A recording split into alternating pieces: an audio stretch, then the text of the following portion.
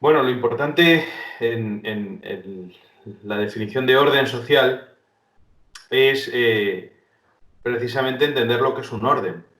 Un orden es precisamente algo donde hay un principio y los elementos de ese conjunto se relacionan con el principio de una manera ordenada, con una razón lógica detrás, con un contenido inteligible. Por eso el orden social necesita forzosamente principios, porque sin un principio no hay un orden. Sin algo que rija el conjunto, lo único que tendríamos es un conjunto desordenado de cosas.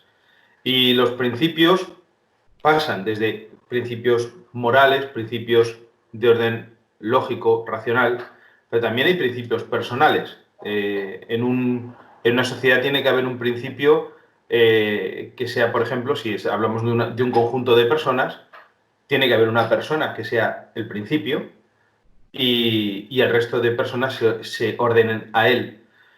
También tiene que haber un fin último, con una serie de fines intermedios que se ordenen a ese fin.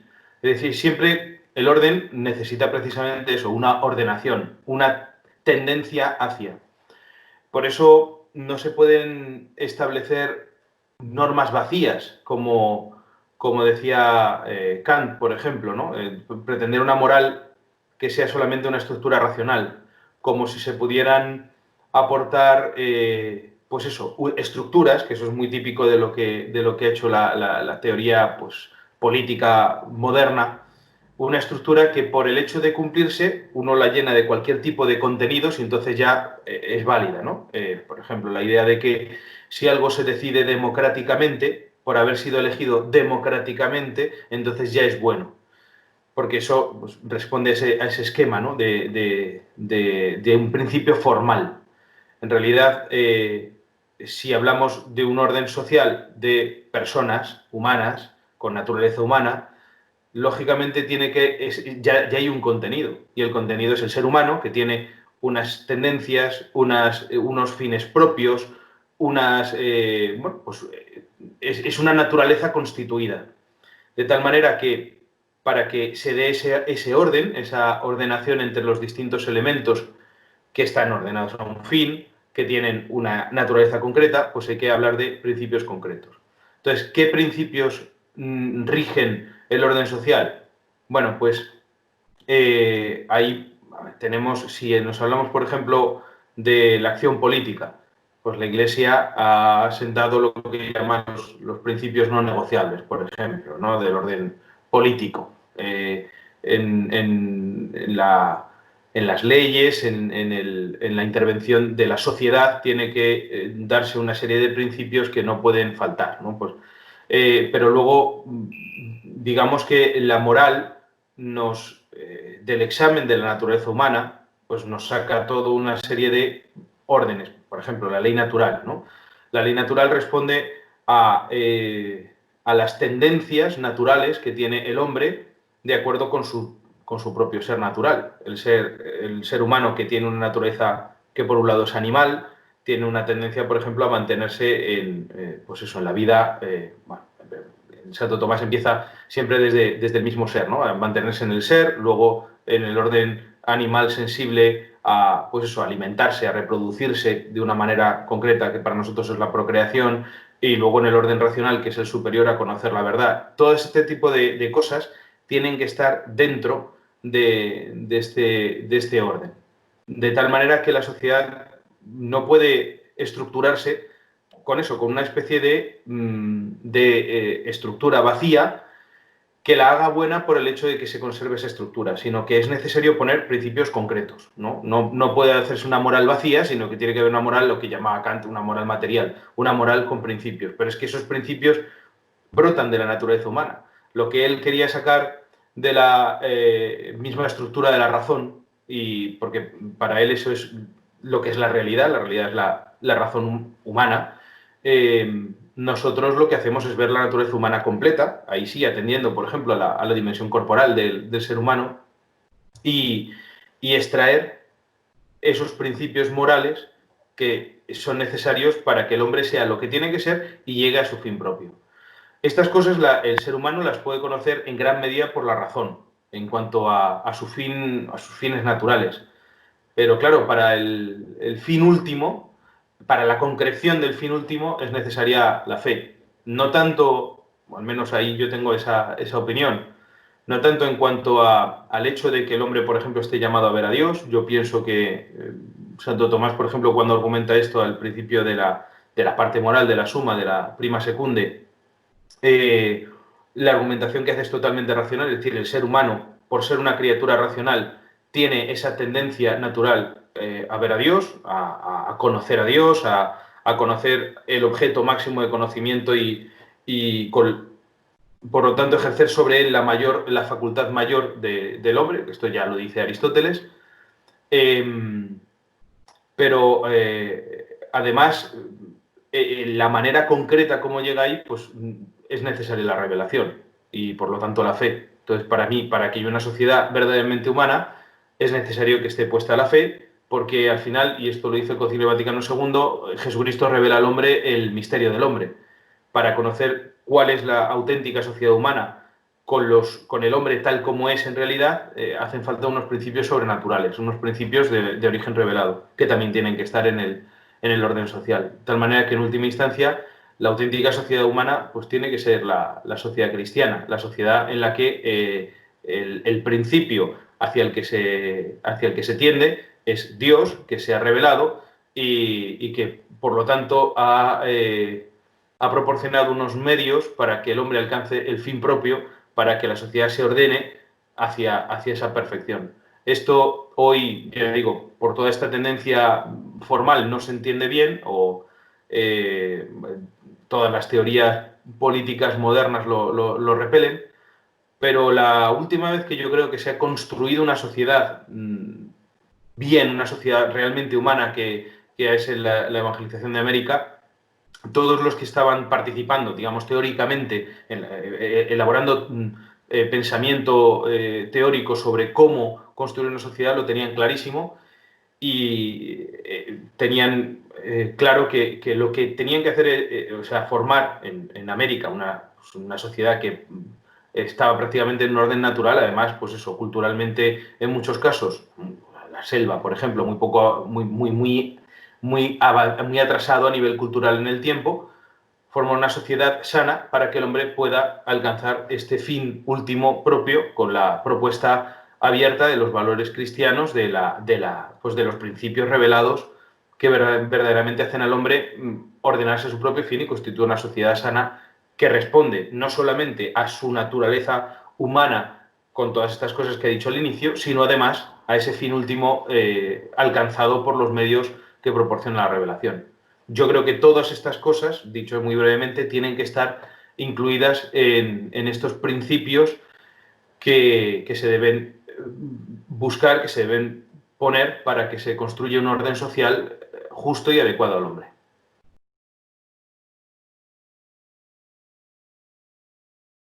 Eh, eh, de entrada tienen el peligro de toda ideología que como bebe pues, del racionalismo, trata de no reconocer la realidad tal como es, sino verla a través de una construcción racional, de una construcción racional siempre limitada, ¿no? Entonces, todas las ideologías al final tienden a imponer a la realidad violentamente, y esto es muy propio de estas últimas ideologías, sobre todo en cuanto heredan muchos principios del marxismo y de la filosofía práctica, práctica en el sentido marxista de la praxis, claro, de imponer violentamente a la realidad estas estructuras, ¿no? Entonces, justo hacen lo contrario de lo que dice el orden natural. El orden natural es que el hombre, con su capacidad racional, es capaz de conocer quién es, qué tendencias tiene y de ahí, pues, a través de la misma razón, participa en la ley natural, conoce sus propios fines, menos en lo que puede, ¿no? Que no puede absolutamente porque está el orden sobrenatural, pero al menos en el orden natural, etc. Y de ahí saca las consecuencias, por ejemplo, prácticas. La ley natural es una extensión de estos fines propios del hombre, estas tendencias propias del hombre, que se expresan a manera de principios morales, de principios que son imperativos. En el caso de las ideologías lo hacen justo al contrario. Hay una visión puramente racionalista de la naturaleza humana que no tiene por qué coincidir con cómo es el ser humano en realidad, no está sacada de un examen, ni siquiera por introspección, o de lo que es el ser humano, o de lo que es la creación, el mundo, etcétera. Y entonces hay que transformar la realidad siempre de forma violenta, porque la realidad tiene esta cuestión de que le cuesta dejarse transformar a capricho del racionalista de turno. Entonces, estas ideologías estas últimas además, son especialmente peligrosas porque subvierten totalmente el orden humano y el orden natural. Y la manera que tienen de imponerse es una violencia que no es una violencia de tipo revolucionario, al menos el principio, pues como por ejemplo el marxismo, ¿no? Que directamente busca una revolución violenta que cambie la manera como ellos piensan que está concebido el mundo para ponerlo como tiene que ser, según su teoría, sino que lo hacen por medio de camino más lento, de un tipo de violencia distinta, ¿no? La violencia, por ejemplo, que va más por el camino de la autocensura, de la presión social, del infiltrarse en todos los aspectos, ¿no? Marxismo de entrada, por ejemplo, busca acabar con la religión, porque la religión se opone al orden comunista, por ejemplo, pero el feminismo, bueno, pues la religión como tal no le estorba. Lo que quiere es entrar en la religión y cambiarla desde dentro. Y entonces hacer que en una religión, en el caso concreto la religión verdadera, ¿no? La religión cristiana católica, pues se transforme también interiormente de acuerdo con los principios, deje de ser lo que tiene que ser para empezar a ser también feminista, ¿no? Es evidente que el éxito que tienen es tremendo porque, bueno, pues porque ahora mismo, pues eso, uno se da cuenta de hasta qué punto está metida este tipo de ideologías, incluso en el mismo discurso católico. Yo hace tiempo escribí un artículo, hace años ya, que lo llamé era micromachismo, no, microfeminismos eclesiales, una cosa así, no me acuerdo cómo lo llamé, pero lo que hacía era un poco haciendo gracia, tratando de tomármelo un poco a broma, examinando de qué manera en la vida pastoral ordinaria de parroquias, bueno, pues incluso hasta de teólogos, etcétera, uno se va encontrando con estos cortes feministas que hoy en día son incuestionables y que si a uno se le ocurre cuestionarlo, pues suele tener una respuesta violenta. Pongo, por ejemplo, en las parroquias hoy es casi incuestionable que la catequesis tiene que ser mixta. Tienen que estar los niños y las niñas juntos, por ejemplo. Algo que en la tradición católica, pues normalmente, como pasaba en general en la educación, pues solía ser por separado, porque los niños a ciertas edades tienen distintos intereses, distintas capacidades, en fin, que hacen que, estando separados por sexos, pues sea más sencillo, más provechosa la educación. Bien, pues si hoy uno quiere en una parroquia poner este sistema de catequesis, siempre se va a encontrar, vamos, que yo me lo he encontrado, una reacción violenta. No, es que eso es machista. Pero vamos a ver si no... o sea, dará igual de una manera o de otra. Bueno, lo mismo pasa con el ecologismo, lo mismo pasa, en fin, con todo este tipo de ideologías. Entonces, se infiltran por todos los lados y de esta manera van cambiando al hombre sin que se dé cuenta de que hay una revolución detrás, ¿no? En esto tiene mucho que ver, lógicamente, las teorías de lo que se llama la nueva izquierda, ¿no? Basta leer un poco a Marcuse o este tipo de gente para darse cuenta cómo hoy es que esa base, digamos, que permite que las ideologías se acaben imponiendo, está metida en todo el discurso actual. Pero es que además hay muy poca oposición real, porque muchas de la oposición que hay muchas veces suele ser a estas últimas consecuencias, no al origen, no a la manera de imponer, por ejemplo, mediante la idea de ellos llaman de la tolerancia democrática, etcétera, que tiene toda esa elaboración teórica de la nueva izquierda. Esa idea está en muchos, por ejemplo, que incluso rechazan el feminismo o rechazan el ecologismo, pero a la vez están aceptando la estructura ideológica que permite que estas ideologías, que luego son concreciones concretas de este esquema, se vayan imponiendo. Entonces, bueno, ciertamente es necesario, no se pueden ignorar, hay que hacerles la lucha directamente, pero también darse cuenta de que no puede ser una lucha racional, no puede ser una lucha en la que uno está dialogando con alguien que acepta los principios básicos del razonamiento, porque el feminismo no es como toda ideología en general, por ejemplo, no admite la realidad. Entonces uno no puede decirle, no, mira, yo te voy a demostrar esto mostrándote la realidad, porque el feminismo de entrada te dice, ya, pero es que esa realidad yo no la admito porque lo único que admito es la realidad que me marca mi ideología, ¿no? También escribí sobre esto en algún momento un artículo sobre aquel famoso autobús de Hazte Oír que dio tanta polémica y que fue muy criticado incluso por sectores católicos. Hombre, es que no hay que entrar en esa discusión porque, claro, así se crea escándalo y tal. Y yo decía, la única manera filosófica de discutir con alguien que no te acepta tus principios es mostrarle el absurdo de sus propios principios, porque no podemos construir nada desde la base. Entonces, yo, por ejemplo, ponía el ejemplo de cómo Aristóteles dice que el que no acepta el principio de no contradicción hay que tratarle como una planta, o Avicena, que es un poco más bruto, dice que al que no acepta el principio de no contradicción hay que dejarle sin comer y sin beber, pegarle a palos, o sea, morirle a palos y prenderle fuego, de tal manera que cuando tenga hambre y sed, decirle, bueno, ya ves que no es lo mismo tener y no tener hambre y sed. Cuando le duele el cuerpo porque le estoy moliendo a palos, le diga, no es lo mismo el dolor y el no dolor. Y cuando se esté quemando, yo le diga que no es lo mismo quemarse y no quemarse, un poco más violento. Yo decía, bueno, pues la tercera manera sería lo del autobús de Hazte Oír. Porque uno pone un mensaje que no tiene por qué suscitar ninguna polémica, pues una mera constatación de la realidad, pero entonces surge el odio visceral de las ideologías y entonces uno le puede decir, pero os dais cuenta que estáis como un cencerro. Y claro, me parece una manera eficaz, ¿no? Entonces, a las ideologías hay que hacerles frente, pero eso, teniendo en cuenta que uno no se puede sentar a discutir con alguien ideologizado y tratar de convencerle desde la realidad, porque no.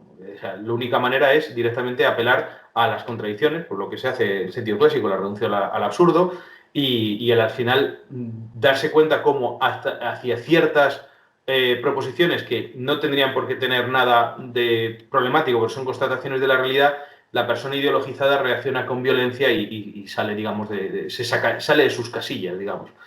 Y bueno, pues ahí esa tarea y que es en el fondo una guerra sin cuartel y hay que darla.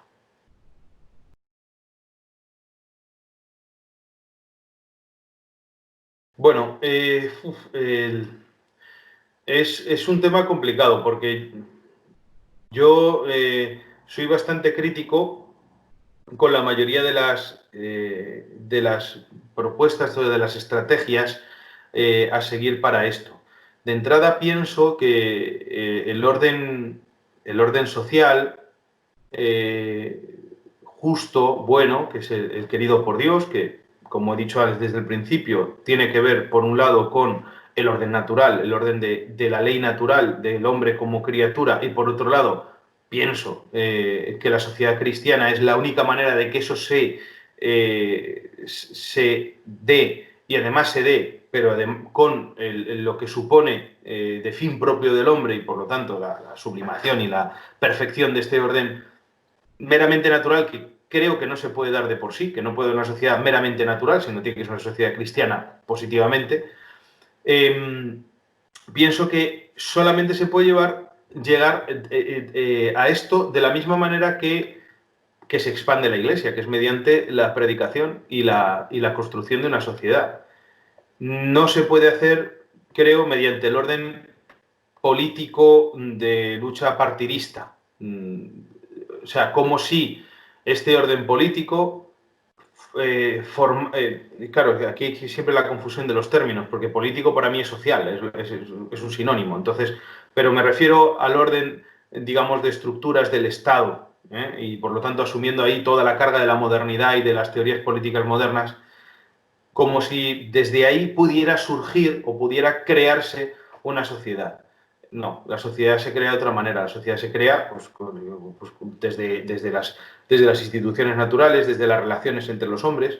Y por eso yo pienso que siempre el modelo que tiene que haber siendo que, claro, no se puede imitar en su materialidad, pero sí en los principios, es la evangelización de América. Y lo pongo porque, aparte porque es un tema que conozco y que me resulta especialmente grato, porque creo que es el único momento en el que intencionalmente, sabiendo lo que se está haciendo de una manera más bien rápida, no a través de los siglos, sino bueno, pues en unas pocas décadas, se pretende y se consigue construir una sociedad de este tipo, con todas las limitaciones que va a tener siempre una realización terrena de esto, porque al fin y al cabo pues nosotros sabemos que la perfección solamente se alcanza en el cielo nuevo y la tierra nueva, no aquí se tiende hacia.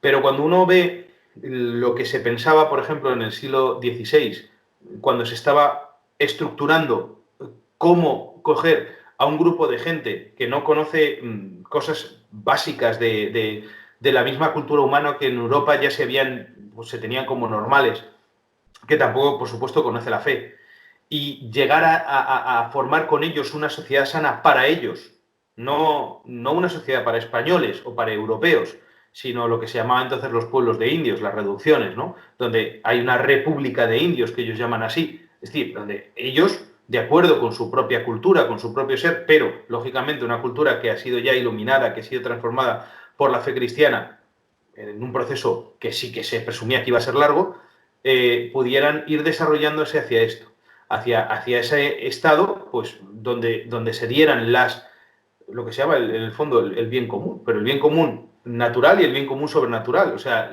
todas las condiciones, todas las posibilidades para que un hombre llegara a alcanzar ese fin propio en la sociedad. ¿Esto cómo se hace? Pues no se hace, hay una parte, digamos, de conquista, ¿no? Al final el Imperio Español se forma conquistando a los pueblos que poco más o menos se dejan conquistar, porque en América no hubo guerras, o más bien guerras entre españoles, más que guerras de conquista.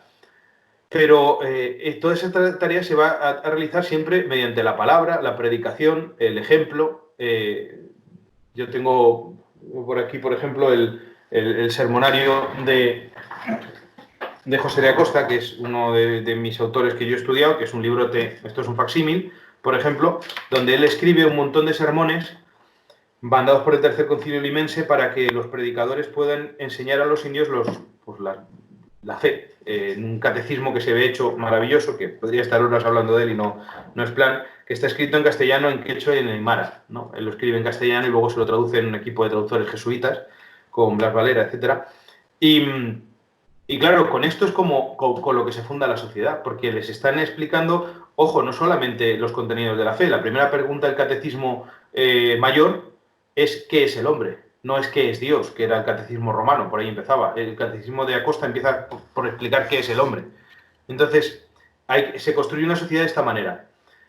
Mutatis mutandis, actualmente uno no puede pretender que va a hacer una revolución cristiana, una acción política partidista, una transformación desde dentro del Estado. Eso no se puede hacer.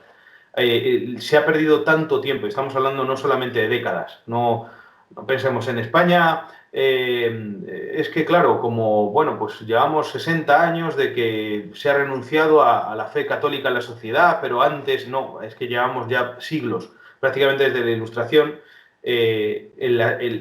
donde la Iglesia era incapaz de hacer esto, por ejemplo. A la Iglesia de la Ilustración se la bebe totalmente. Hay un momento en el que todos los eclesiásticos son ilustrados, prácticamente. Hay ilustrados y hay algunos que son anti-ilustrados, es decir, combaten a los ilustrados, pero no los combaten en el sentido clásico. Por ejemplo, el tomismo prácticamente desaparece desde finales del siglo XVIII hasta mitad del siglo XIX, hasta que aparece el neotomismo. Hay unos cuantos exponentes, uno de ellos pues un español, Ceferino González, por ejemplo, pero en general pensadores tomistas, realmente tomistas no hay. Entonces, no hay, se pierde la fuerza del pensamiento católico que permite, por ejemplo, estas cosas. Entonces, ¿qué se puede hacer hoy? Bueno, pues primero tener en cuenta que es un proceso a largo plazo, que a lo mejor ya sabes, se han desarrollado distintas propuestas, ¿no? Una propuesta es la de, por esto que se llamó en su momento la opción benedictina, ¿no? Rob Dreher, me parece que es, que en el fondo está inspirada claramente en lo que dice en su momento Alasdair MacIntyre, por ejemplo, ¿no? Del comunitarismo. Es decir, hay que formar comunidades donde estos valores cristianos se preserven. Que esto no tiene por qué ser un espacio físico, sino simplemente el asumir que dentro de el mundo como está, los cristianos al final tienen que formar grupos pequeños, pero porque se ha llegado a este punto en el que no va a haber una sociedad cristiana a corto plazo. Pero claro, sí puede haber familias cristianas, sí puede haber comunidades de familias cristianas, es decir, la formación de sociedades de la base. Está el aspecto intelectual, que es el que, por ejemplo, hoy pienso que la Iglesia, tal como está la Iglesia, es el único que tiene algún sentido, ¿no? Porque a nivel pastoral la Iglesia está deshecha, creo. No hay una propuesta pastoral clara que busque esto, sino más bien uno ve que las propuestas pastorales a nivel estructural, a nivel oficial, no a nivel de distintos movimientos o grupitos que seguirían precisamente este otro camino que yo estoy diciendo, son cosas que no sirven para formar esto porque están muchas veces imbuidas de este mismo espíritu que estamos diciendo que hay que rechazar. Entonces, no sirven para nada. Pero hay toda una labor intelectual de reconstrucción de la cultura cristiana que hay que hacer. Pero claro, que es una cultura cristiana que no puede estar continuamente anclada en los debates del siglo XIX, porque en el siglo XIX precisamente viene de esta ruptura de la Ilustración tan grande que realmente ahí no hay una solución a los problemas, hay que irse mucho más atrás, hay que irse mucho más al principio y hay que reconectar con esa tradición que prácticamente está sesgada, ¿no?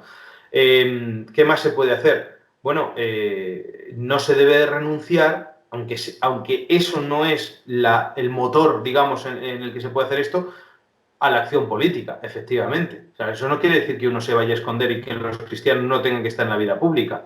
Pero lo que no se puede pretender es que esa acción en la vida pública genere esto, sino que tiene que ser al revés.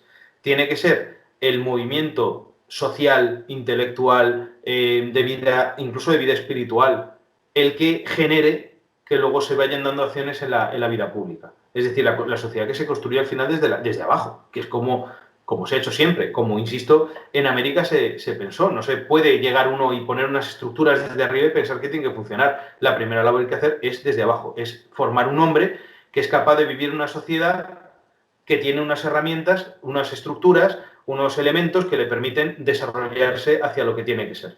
Entonces, escuela, familia,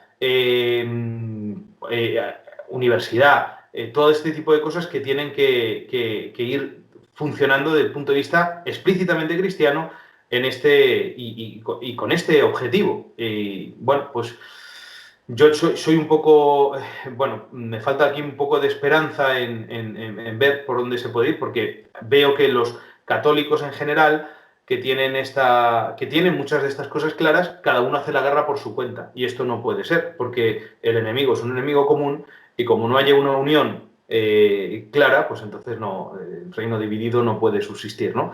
Entonces, como dentro de la unidad católica hay muchas posibilidades. No hay la doctrina católica, la unidad católica no es unívoca, no es como decir, pues todo el mundo tiene que pensar así. Puede haber otras distintas sensibilidades, puede haber distintas opiniones, cosas que incluso se tienen que discutir, lo cual no quiere decir que todas sean verdaderas, no es relativista, sino que son cosas que se tienen que discutir, pero hay principios que no son discutibles. Y el problema es que en otros momentos de la historia los católicos han sido capaces de dejar de lado ese tipo de discusiones y decir, bueno, vamos a agarrarnos a lo no discutible y con esto vamos a enfrentarnos al enemigo. Incluso a veces, pues ha sido violentamente, porque a veces tiene que haber una defensa violenta. Bueno, pues sí que hay que hacerlo, ¿no?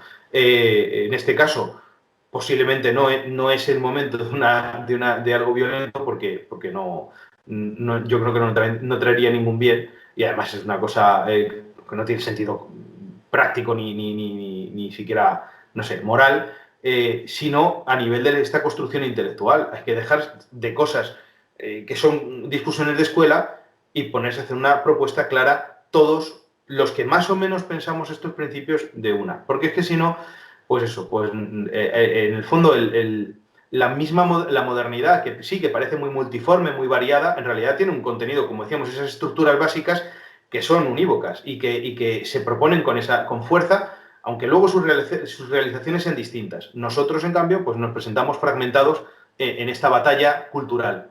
Y bueno, pues no puede ser. Herramientas que tenemos a nuestro alcance, pues hay muchísimas. El Internet, teniendo el peligro que tiene, a la vez permite que podamos estar haciendo esto que estamos haciendo ahora, o que se pueda hacer un volumen de información, una cantidad de, no sé, de actividades y de acciones distintas, pues que en otros tiempos eran impensables.